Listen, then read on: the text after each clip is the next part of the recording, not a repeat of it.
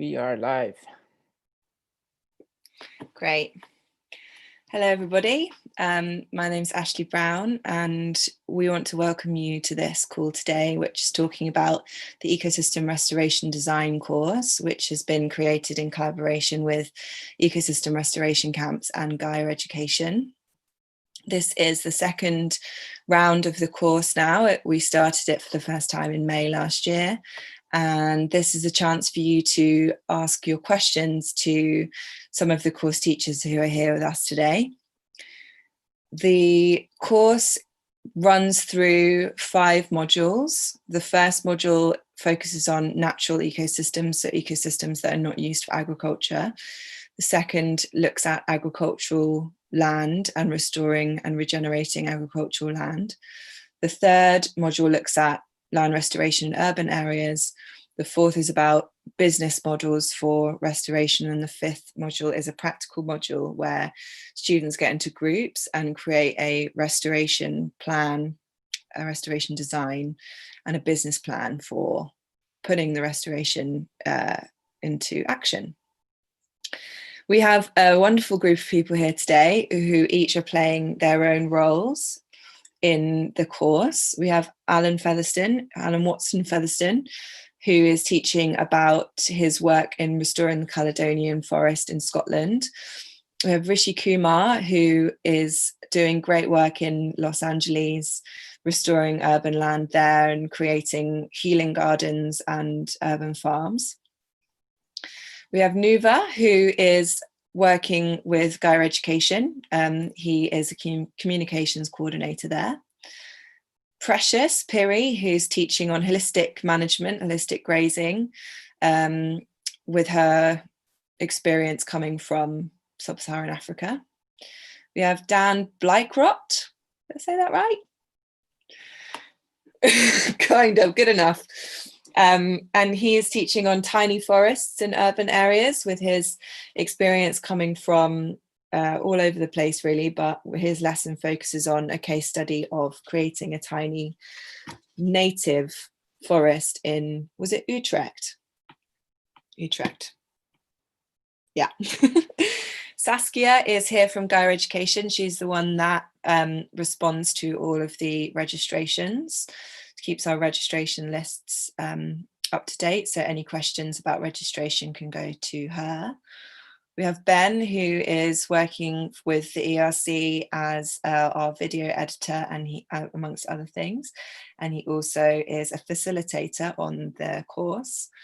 And we have Rhamis, who is one of the, I would say, co-founders of the ERC. He's been on the Supervisory board since the beginning 4 years ago, and he's also a teacher teaching about permaculture in arid areas with a case study from the Dead Sea Valley in Jordan. So an amazing bunch of people, and we're happy that you're here with us today.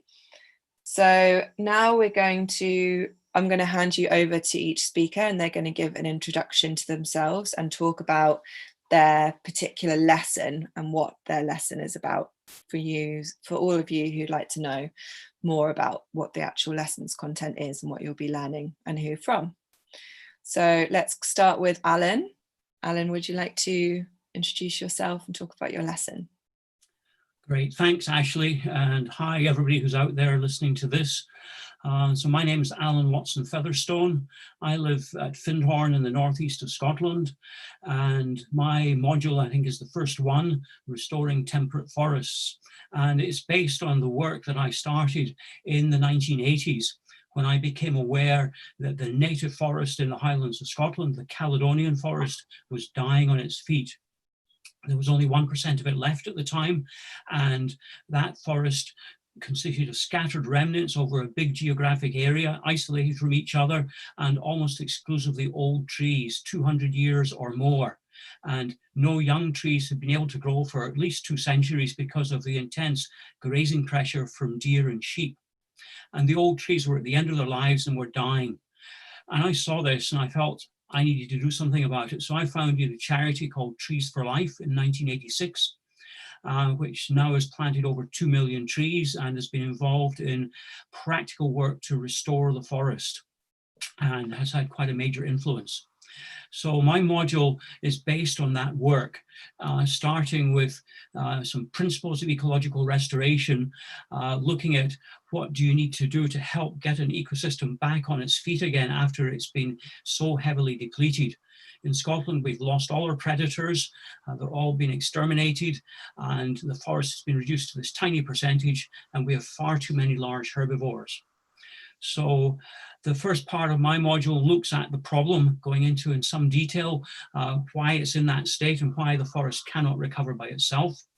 The second part then looks at the techniques that we've developed and worked with since the late 1980s to help the forest recover through achieving natural regeneration by reducing or eliminating grazing pressure, by planting trees in selected areas, by helping species that need assistance to recover. And also looking at the 3 key steps for restoring a natural ecosystem in this type of habitat. Returning healthy vegetation communities, because that's the foundation of all ecosystems. Re-establishing key ecological processes, everything from nutrient cycling to natural succession to natural disturbance, predator-prey dynamics, all those sorts of things. And then the third element is the reintroduction of missing species. And unlike parts of mainland Europe, where species such as the wolf have been spreading naturally, because we're part of an island here in Scotland, part of Britain, species like that cannot return of their own accord. So it's looking at the conscious reintroduction of species. We've now got beavers back in Scotland, various birds of prey. We have not yet got wolves, so that's something we've still got to aim towards. The last 2 parts of my module then look at some of the issues and challenges that came up during the course of this work, which range from ecological things like limited gene pool of some species to more social things like how do you get access to land in the Highlands, where most of the land is owned by absentee landowners who don't have much interest in ecological restoration. And then finally, looking at how did we work to overcome those problems. And we've got some good examples there of that. And although it's site-specific to Scotland, a lot of what I talk about as general principles can be applied to any ecosystem, any forest ecosystem on the planet, because many of them are suffering from the same issues. So I think that's a quick resume from me. I've got lots of practical experience, and I started with nothing. I think that's really important for people who are thinking about this course, because you're maybe thinking, well, these people in this course, the teachers are all experts. Well, I started with no knowledge, no experience, and I learned along the way. And I think that's also an important part of what we can offer too. So I've probably used up my time. I'll pass on to the next person. Thank you, Alan. And hopefully the people that sign up to this course and the ones who've already taken it will go ahead and do as much for the world as you've done. Very happy to have you here with us. Thank you. All right. Now we're going to go to Rhamis. Could you introduce yourself, Rhamis, and what your lesson is about? Sure. First of all, greetings, everybody. Please forgive me for my moving. My name's Rhamis Kent, and my module is covering an application of permaculture design principles within a design context that's placed in the Middle East, in Jordan, in the Dead Sea Valley. And this is project work that I had a chance to become involved in, really through my contact with Jeff and Nadia Lawton, who were my mentors. They at the time were the people behind the Permaculture Research Institute, and Nadia, being Jordanian, was kind of the gateway to being able to they started they performed a couple of projects called Greening the Desert, sort of 1 and 2. The second project started about roughly 10 years ago, about 10 or 12 years ago, in an area called Watson. And this is in sort of a general portion of the world that's considered to be the lowest point on Earth, which is roughly about 400 meters below sea level. So it's a very challenging context that calls for design work to be done in a very particular manner if it's to be successful, if it's to be functional and viable in the long term. And so the project is actually work that we've done for a couple of Jordanian government agencies. One of them being the National Agricultural Research Center, another one being the Ministry of Agriculture and Ministry of Planning. And the hope was that we could provide a means by which to demonstrate a method of producing foodstuffs in a way that doesn't require as much water as they're presently using, in addition to being able to withstand a climate and conditions that are becoming increasingly more and more difficult. So this was a brief that, interestingly enough, an Italian student of mine brought to my attention, and it actually was in part shaped with the help of Jeff Lawton, based on the work that he had done at his Greening the Desert 2 site. And so on the basis of the work that was done there and an opportunity to speak to some farm owners by way of the Jordan Valley Water Authority back in the fall of 2015, this basically built up to the creation of a brief that then was given some funding and had an opportunity to begin to be established. We're still in the midst of talking about, again, some of the practical implementation of the design, but the design work itself is firmly in place. And funnily enough, just this past week, we just received a bit more word from those government ministries. So what I cover in the class is not only some of the technical aspects of how do you design within an arid context, but there's also this how do you navigate the human landscape as well, that's needed in order for this work to actually be implemented and hopefully it'll bear some fruit and benefit for the community at large that will be interacting with it. Yeah, thanks, Rhamis. Yeah, being able to recreate a functional ecosystem like the one that you've been working on in Jordan, in such a place where there's so little organic matter and rain and all of the things that you would hope there would be, is a real testament to your skill. And yeah, I'm sure there are some students out there, or some potential students, people considering it, who would like to know how to rehabilitate such a degraded piece of land. So yeah, happy to have you, very happy indeed. And we'll go to Precious now.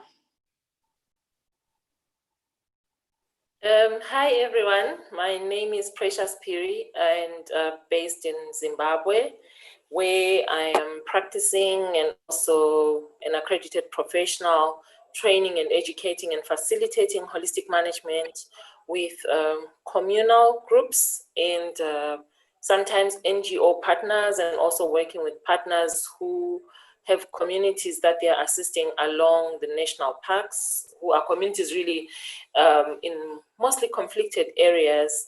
And then I have experience of working with pastoral groups, especially from Kenya. And so I have a bit of experience in those areas, just using holistic management and the tools of holistic grazing.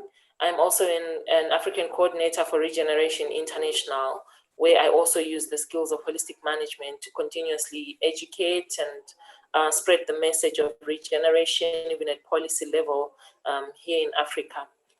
Okay, so I'm just going to talk a bit about my course, which is restoration or regeneration of rangelands using holistic plant grazing. So that's just basically a tool which is in the holistic management framework.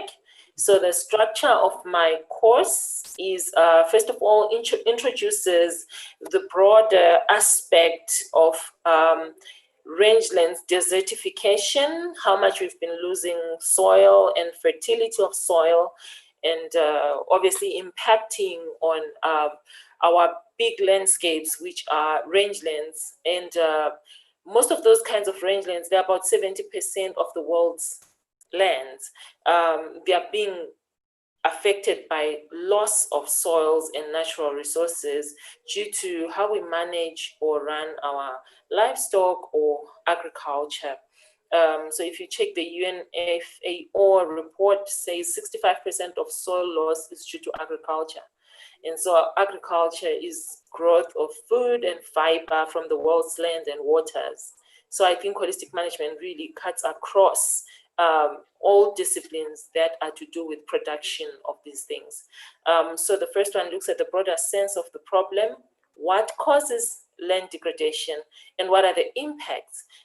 So I'll be sharing from my experience, which is about 15 years of my journey in holistic management, having been engaged with the Supervisory Center here, where I worked for 9 or 10 years as a training coordinator. And then now I've grown to really affect the broader landscape of regeneration. So with my experience in the sub-Saharan Africa and the pastoral lands, how this has caused lots of insecurities. So we share all that in the first module.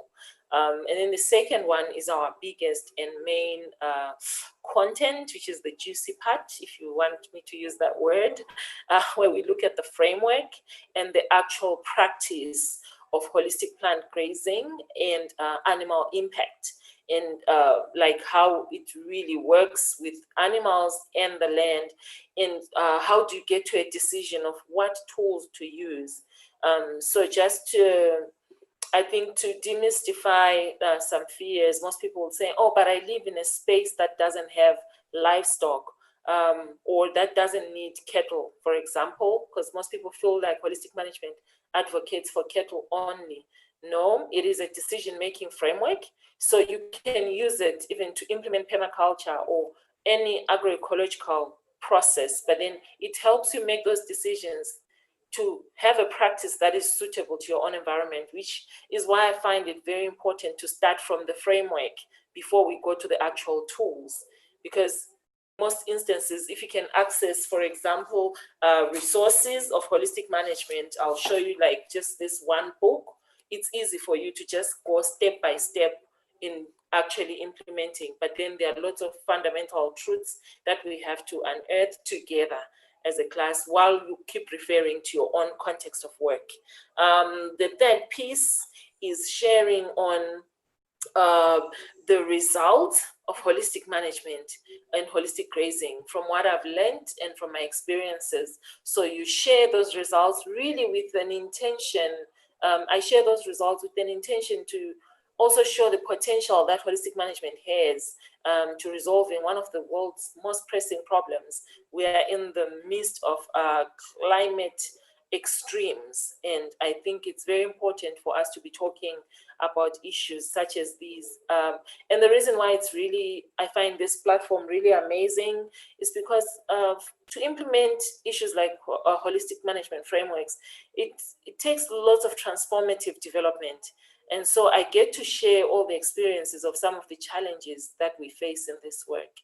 So when we've shared the results and the potential, then we go to the last segment, which really dives into why what have I learned is causing lack or barriers of implementation to the holistic management tools or tools of land regeneration and restoring lands, rangelands. So this is both from my own experiences and other farmers' experiences.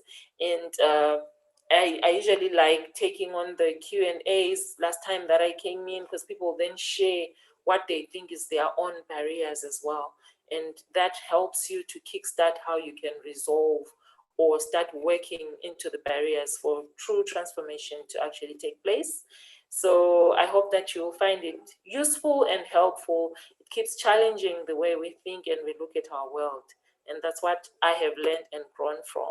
So I look forward to learning together with you. Thank you. Thank you, Precious. Okay, now let's go to Rishi, Farmer Rishi.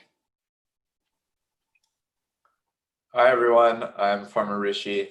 Like Ashleigh mentioned, I'm based in Los Angeles. I'm an urban farmer and educator. I do a lot of teaching now and this is one of the courses that I'm involved in.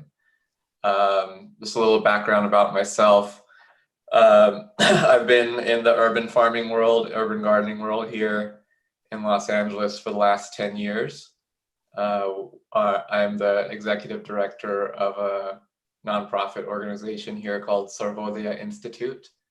And we manage several urban gardens, an urban farm, and a nursery. And we helping people get involved in gardens, in urban spaces. But more than that, really to start to see the urban world as a garden, to see the urban world as nature, and realize that, you know, the same healing and regeneration that we see as possible, you know, in our rural landscapes and our agricultural landscapes is possible in our urban landscapes. A lot of my work also focuses on kind of this personal healing process that we all, I feel, are going through and need to go through, which is can be actually significantly more difficult than restoring gardens.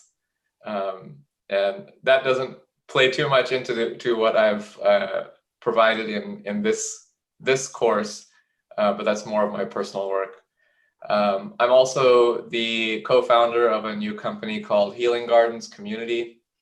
What we're doing there, which is really related to what I speak about in my session for this course, is seeing urban gardens as spaces for healing and therapy, and as necessary spaces for helping people find their connection to themselves in, you know, urban spaces where we're often asked to constantly be on the go and kind of ignore our own needs.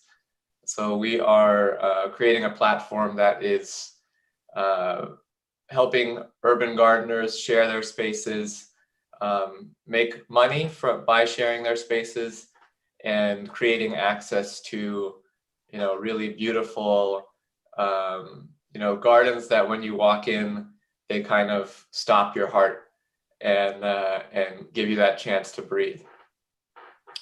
My session for this ecosystem restoration course, my session really is maybe quite different than what you would expect for an urban gardening course. I do give you some of the, you know, practical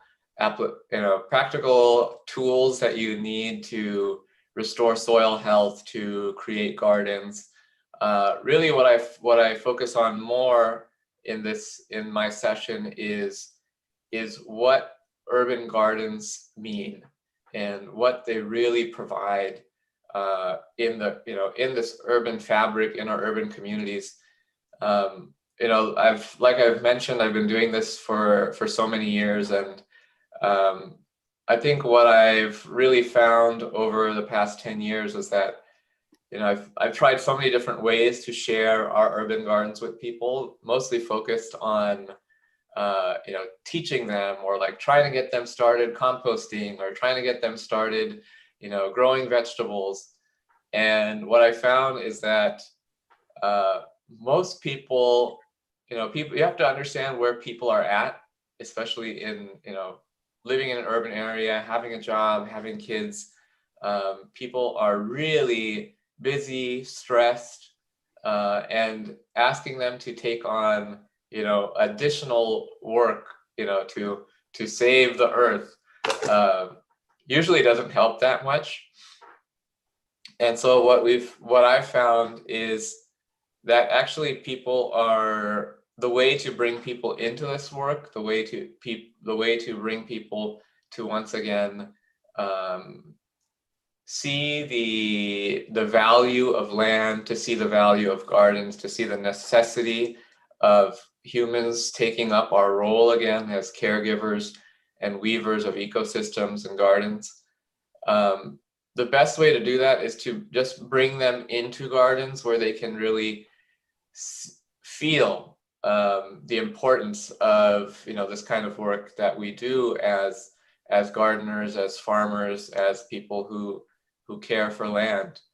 You know, people, when they can sit in these spaces, when they can, you know, maybe sit and meditate, when they can sit and just be with themselves, when they can be with family, when they can bring their kids and they can find play and enjoyment, especially in, you know, difficult times such as these, the value of those spaces hits them much harder than if I were to invite them to the garden for a composting workshop or a, you know, a tree pruning workshop.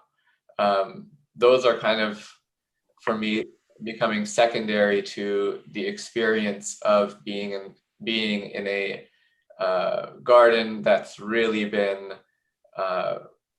that's had a lot of love poured into her.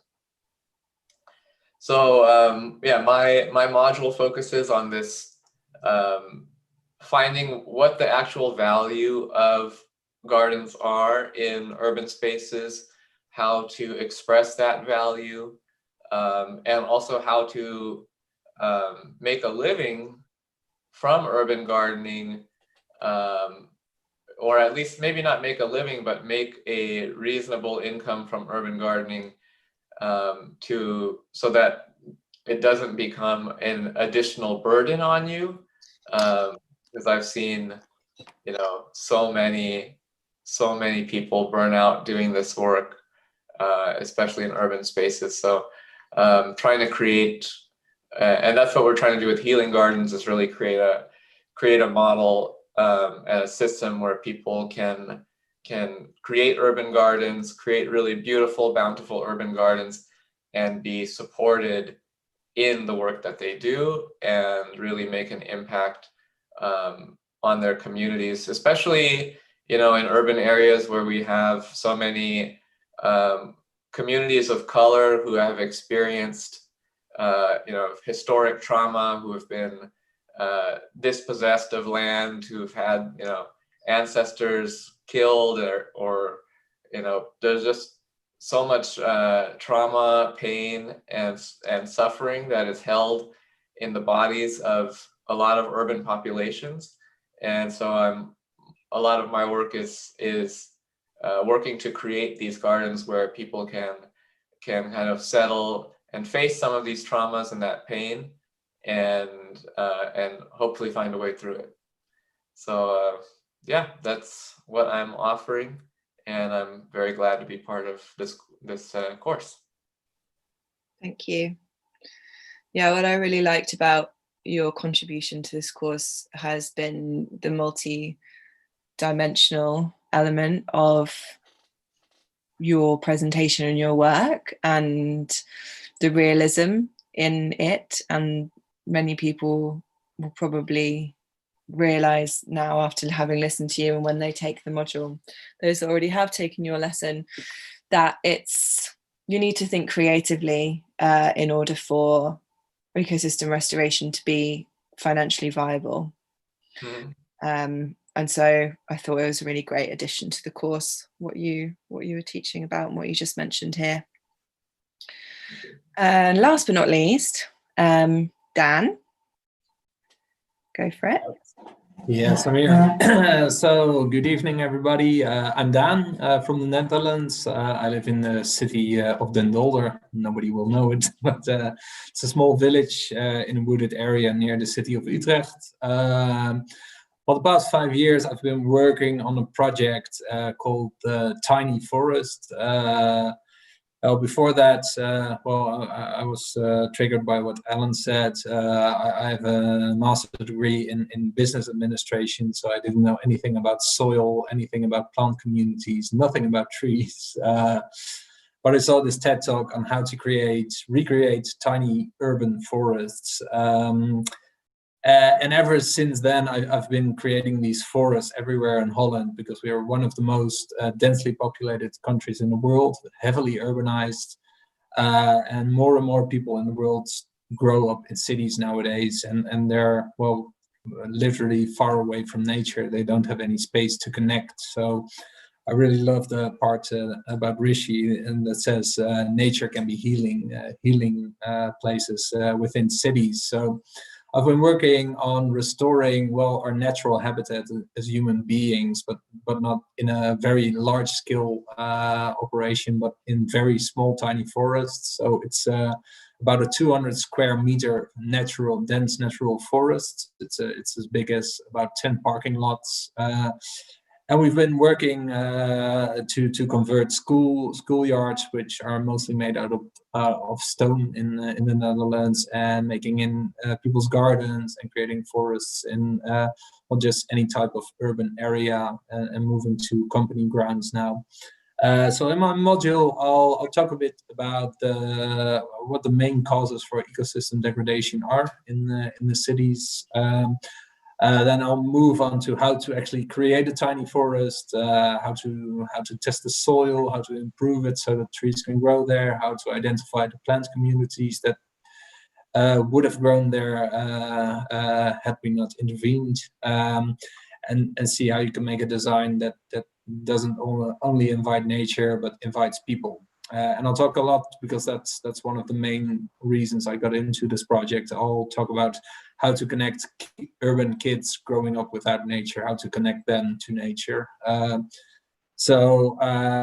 in the fourth module, I'll talk about, well, my lessons learned throughout all the projects of trying to restore nature in urban areas, because there's a lot of hurdles.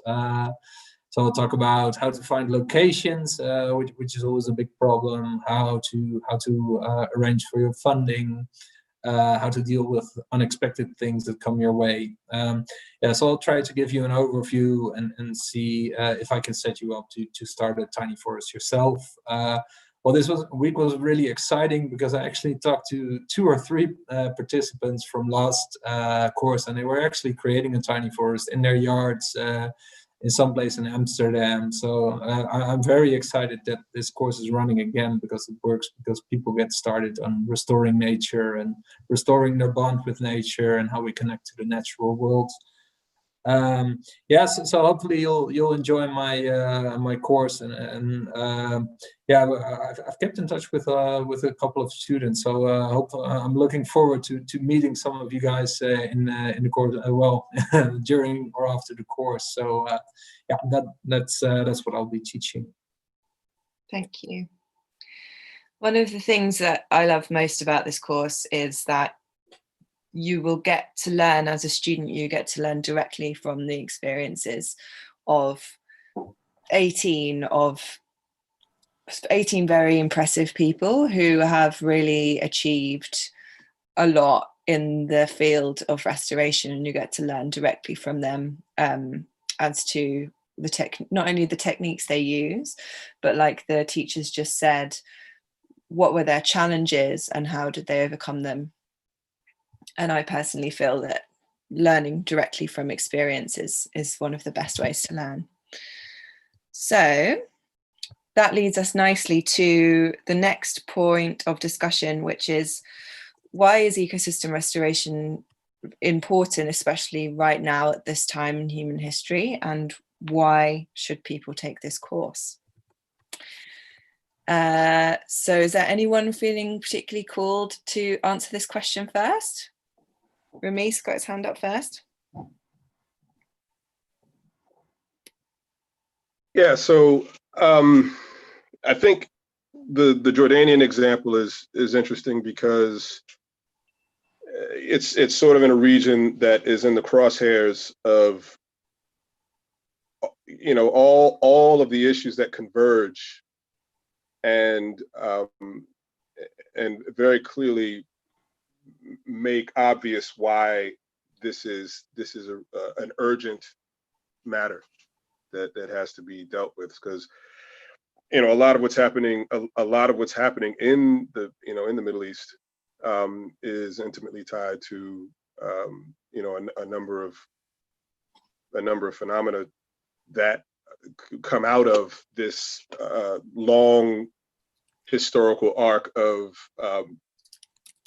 environmental degradation. So, for example, my first time in Jordan, which was in 2011, I was I was actually scheduled to go teach a design course in Palestine, and before going into in the West Bank, and before going into the West Bank, I was supposed to go to Syria, to the northeast, to an area known as El Hasaka and Deir ez-Zawr. So this is up in the northeast of Syria, which actually has quite a bit of agricultural land, agricultural area. Well, right when I was about to sort of make the plans to make the trip, that's where the events first started that led to the civil war in Syria, in the city of Daraa. And actually it was the events that started in Daraa that prevented me from making the trip. Now, in looking at the history of the conflict, one of the reasons why the situation in Daraa flared in the way that it did was because for about 5 years prior, there had been a chronic drought in Syria that led to a very large migration of people from out of the rural areas into the cities, roughly about 1.5 million people. And I think this was, I think at the time, this was seen as being, this was actually an unprecedented event in terms of this mass migration of people that was due to the fact that because of this long track of environmental degradation that has, as Precious had mentioned, has agriculture as its primary mode of being brought into being, that this is something that we're seeing take place in so many different parts of the world. And the reason why, again, the Middle East is so of particular interest is because this is an area that is especially difficult because so many of the areas in the Middle East have not a lot of rainfall because of the long histories of human presence. You have very long histories of agriculture and cultivated land that then results in these problems being that much farther along in their progression. And so when we look at the situation in Syria, Iraq, you look at a place like Egypt, obviously Israel, Palestine, all of those conflicts have as a backdrop environmental degradation and desertification. So if you look at a lot of the latest the numbers that have been published, probably for the past 15 to 20 years, at least 10 to 15 years, we're losing roughly 10 to 12 million hectares of land a year. We're looking at, and again, Precious quoted some of the other figures that are tied to what she was talking about with holistic management. And those figures are going to continue to accelerate in terms of the amount of land that desertifies or degrades, which means that people are not going to be able to live in those regions because those landscapes can't produce the things or provide the functioning that people need in order to live a life.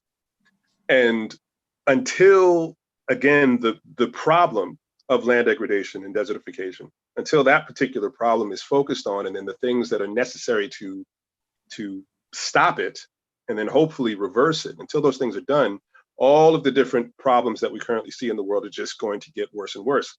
Everything from armed conflict, again, food and water insecurity, internally displaced peoples, refugee populations, all of these things are going to continue to become more serious problems, in addition to climate change. Indeed.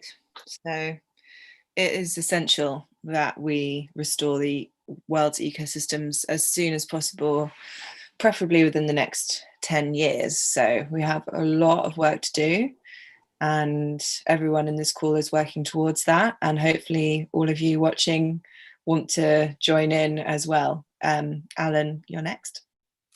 Thanks.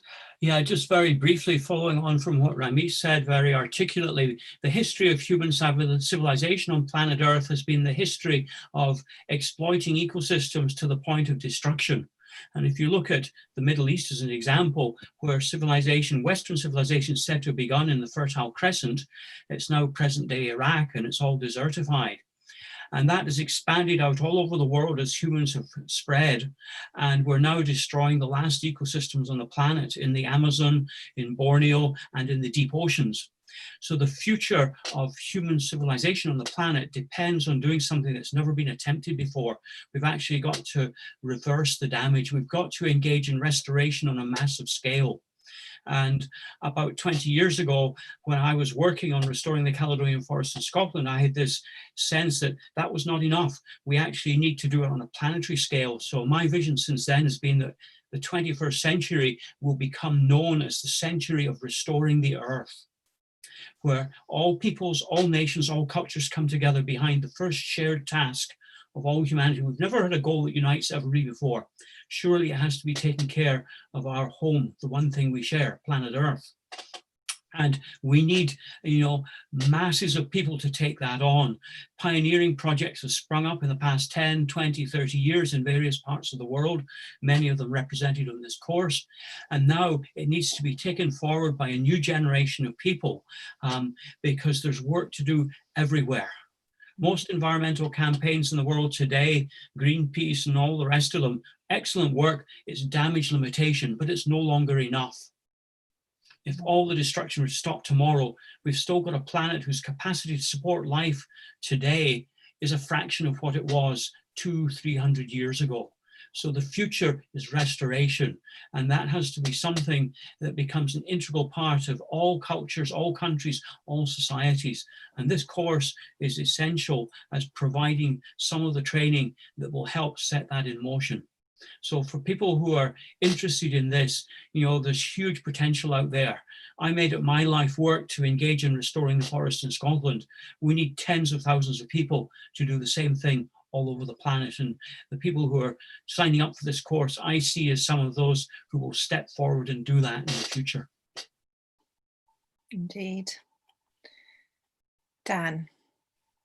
Yes. Well, really well said by Alan and Rhamis. And what I would like to add, because we tend to get a little really serious about restoring the earth, and maybe and I think it's a serious business. But the thing is, once you get started on this, you will have a lot of fun.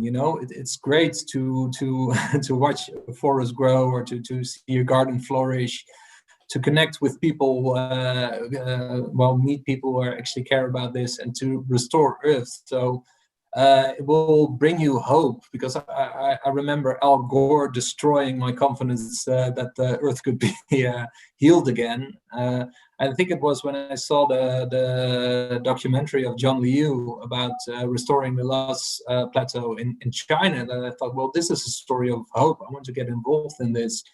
And I got the chance to do that when I started creating these tiny forests. But I went to a planting day in one of the poorest neighborhoods of Holland today. And it's so much fun watching those kids sing little songs about pineapples and papayas. And I just want to say it is serious business, but once you get into this, it will lift your spirits and make you happy. So do it for yourself as well as the earth. Indeed. Yeah, it is very transformational to have such purpose and meaning. And I can't think of anything more purposeful and meaningful than restoring the Earth's ecosystems and having time of your life at the same time. So now we will move on to the questions from you all out there. Ben has been very effectively collating them and answering the ones that he knows the answers to. So I'm just going to go through them. I'm going to answer the ones that are specifically about the course first. So Lotya, I hope I pronounced your name right. This is a question for Saskia and Nuva. Is it possible to book parts of the course and later add more modules later on?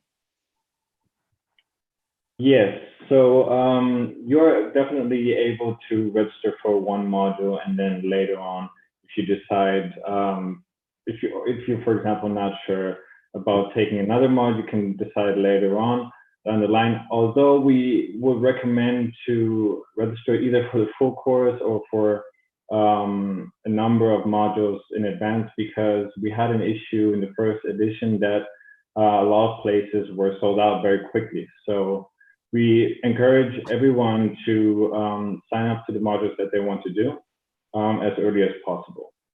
Yeah.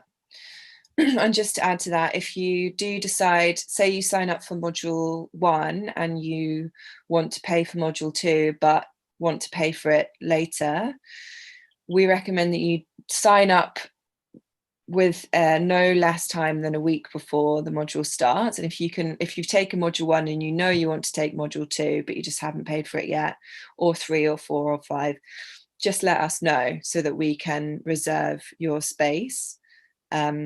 Because yeah, last time the course sold out. We're hoping that it will again. So just giving us as much time as possible, but we can be flexible to accommodate you. Okay, so thank you. That one has been answered. Janet says, how is it similar / different to a PDC? I have a PDC and trying to wrap my head around how the skill sets between this and a PDC are different.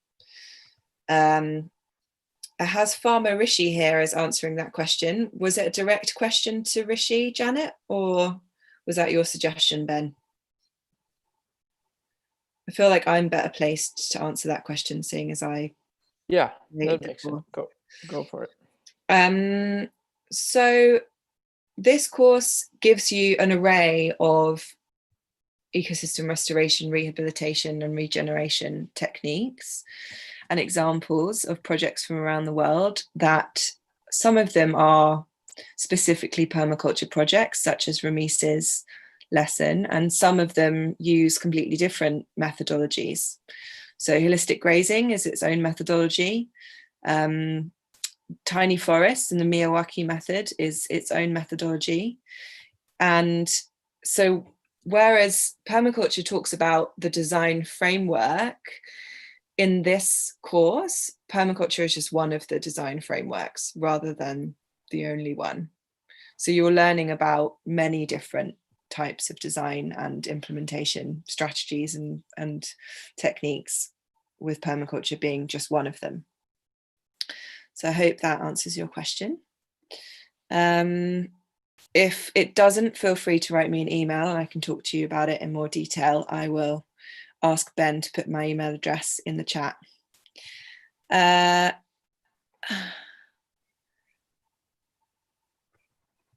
Does the course also address economic and political factors that inhibit restoration? In other words, as restorers, we're going to run into all sorts of resistance. How is it best to prepare for this? Yeah, so the course was designed specifically to focus on multiple dimensions of restoration, not just the ecological techniques and phenomena, but also looking at what are the social factors at play, what are the economic factors, what are the political factors, and there's a specific video. So each lesson, which lasts 1 week, which is run by one teacher, each lesson has between 1 and 5 videos, and in each lesson the teacher focuses on what were the challenges that I came across, what was the political context or social context, cultural context that I'm working in. So yeah, it's very multi-dimensional in that respect. Rhamis, did you want to say anything else on that? Yeah, I think, whoops, sorry. That's, I think, that aspect is the one that can often be overlooked. Sort of that would certainly be part of the sort of the human dynamics. I mean, this is also, an aspect of, it's kind of the invisible structures portion of a permaculture design course, at least, one that is, I think, well taught, because oftentimes many projects end up failing actually because of that factor. Yeah. And a lot of the the technical nuts and bolts of the land stuff is actually pretty straightforward. The curveballs come when you actually start dealing with people and and institutions, and you have to navigate bureaucracies and all of these things. Mm-hmm. So there are aspects. There's certainly aspects of that I touch on in my module, because those were and still are the biggest obstacles to overcome? I mean, aside from the difficulties of, again, trying to create, create a design or put together a design that works, in an arid environment, but you're also talking about dealing in a country that has massive refugee population, not a whole lot of money, some problematic aspects to how, again, the government bureaucracy works, to the point that a lot of Jordanians don't really even understand how the government works. So, this is something that certainly needs to be factored in, and I know that I believe that a number of us actually discuss some of those features. Yeah, I'm the only one that has seen all of the lessons, I think, apart from the students that have taken the course before and the facilitators. But yeah, it is definitely a multi-dimensional approach that the lessons take towards restoration in all of its elements: social, political, cultural, and ecological and economic. And the economic side of things has its own module altogether. So you'll look at 4 different types of, four presenters that discuss multiple business models that are being used right now to fund ecosystem restoration. And then if you do module 5, which is the practical module, you'll be creating a business plan using something called a business model canvas. So the economic side of things is definitely quite a large part of the course as well. Bella says, if we take the entire course, at what point do we join with a group for a group project? In module 5. So that's the last module on the course.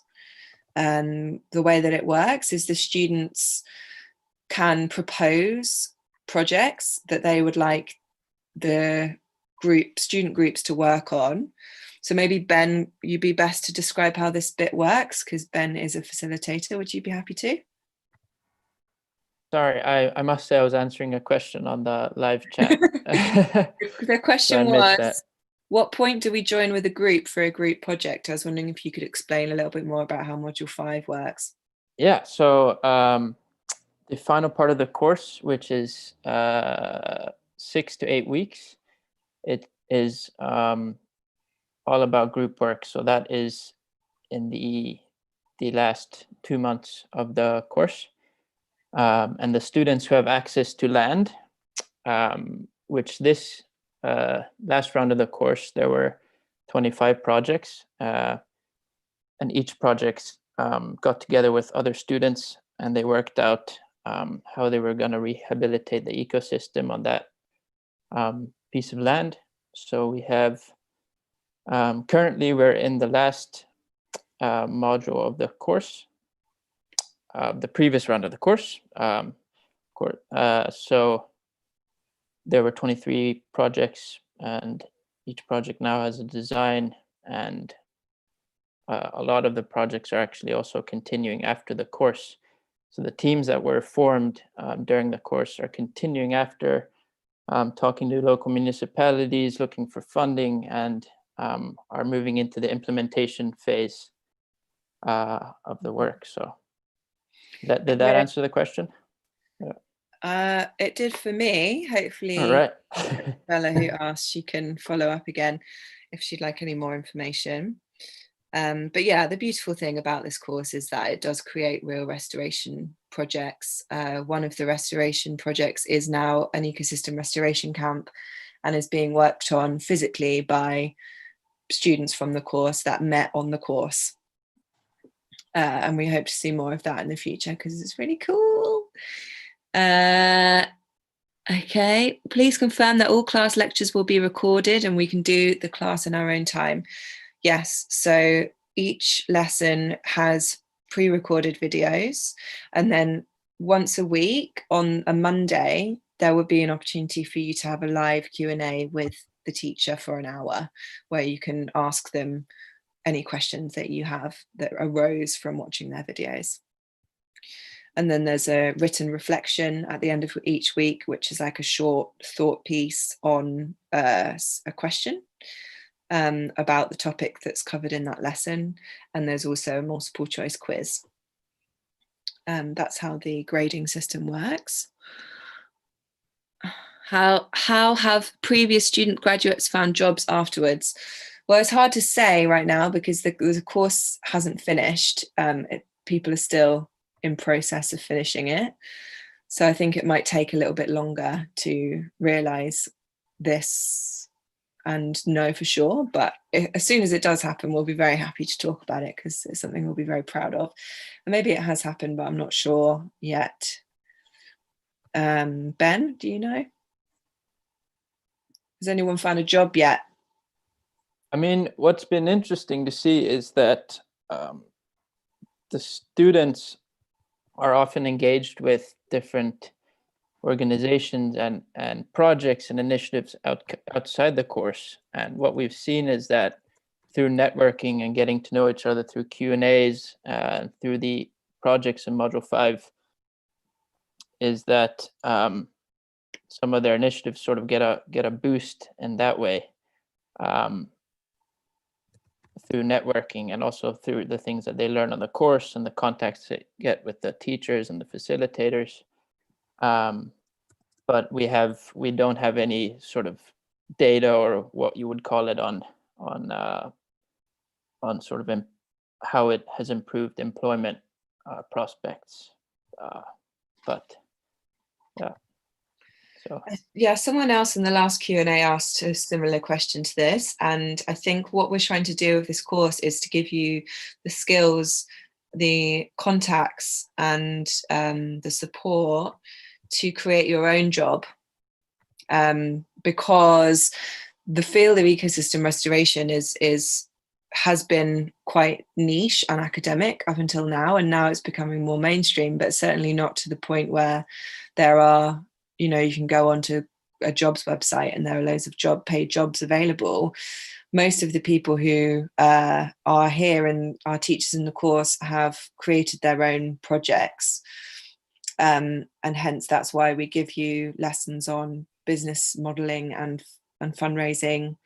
And you can have the option as well of your project becoming an ecosystem restoration camp. So there's that support as well. Yeah, that's why the course was created, to create more restoration jobs. Yeah, that's the answer to that one. Actually, just one thing to add, because I was just clarifying some things, but about watching the videos or the recordings, they will stay online, but once the course is finished, you will not be able, or the content will not be available. So each module will open up and then you'll still be able to watch recordings of the modules that have opened. But once the course has ended, the whole classroom basically closes as well. Yeah. But each of the lessons, each of the videos, the presentations, the PowerPoint presentations that the teachers use are available in PDF form after the course. Gerald says, is there a video that gives a sampling of info in the course? If you mean, is there an example of one of the lessons? Dan has kindly donated some of his material to show you an example of what the course lessons are like. So that will be available, yes. I hope that's what you meant, Gerald. If it's not, let me know. Just to mention, we also have the handbook that we can send out to people if people are interested. Yeah, the handbook has lots more information about the course than is currently on any of the websites. So if you send an email to Saskia or me, then we can send it to you. Can you, Ben, I'll just give you Saskia's email right now. Yeah. Perfect. And you can share it. It's peoplecare@GaiaEducation.org, isn't it? Yeah.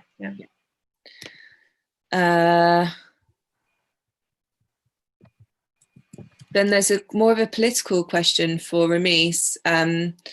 How can one amplify this project? I think that means the project in Jordan, and make it mandatory for all governments, especially the ones impacted by a climate crisis. Would that be possible, and what would it take? It's a big question with 1 minute to 6. Well, yeah, well, I guess give somewhat of an account as to how things had gone down it said that this was a project that was an outgrowth of Jeff and Nadia's work in Jordan. I mean, really since 1999. And so, interestingly enough, the current project was actually born from the first project sort of failing, because it was a project that was done for a Japanese NGO that ended up pulling out of the project. And because there was no ownership over the site that actually the work was being done on, it's like that. It's almost as if, well, not almost as if it didn't happen, but there was no opportunity to really be able to continue the project and then show how it develops over time, because that there wasn't the ability to be able to manage it. So the current project site is actually owned by the Lawtons, underneath the auspices of a nonprofit, and then because of what they've been able to demonstrate over the course of the last probably 11 to 12 years, there were people that came in from government ministries that took note of what was being accomplished, and then actually over time they actually started to send people from those ministries to train at the site. And then this also kind of filtered down to some of the business community, as far as farm owners in the valley, and then this eventually led to the creation of an actual project that would be established at some of the agricultural research sites in the Jordan Valley, and with the hopes of again demonstrating ways in which they can produce their foodstuffs, but again without as much water, because water is a really serious issue in Jordan. I think I'd mentioned in the last time we had a Q&A, I believe that the threshold for water for severe water scarcity is about 500 cubic meters per capita per year, and Jordan has roughly 145 to 155 cubic meters of water available per capita per year. So that's about 30% of the 30% of the severe threshold for water scarcity. So obviously, because of the rate of extraction of water, they have to do something. So this is like they're being forced to actually, start looking or considering ways to change policy. And you can see this happening in other places in the, in the region.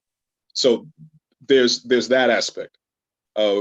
Typically, it's something that's brought about, from what can be projected as being, a potential disaster arising on the horizon, and hopefully, hopefully things don't have to get super dire in order for governments to take action, because if it does get to that point, then it's too late. So typically it's a matter of, hopefully people in government paying attention to some of these indicators and then realizing that they have to change course. And that has been, at least my experience, I have a chance to actually interact with some of those people that are curious about making some of those changes.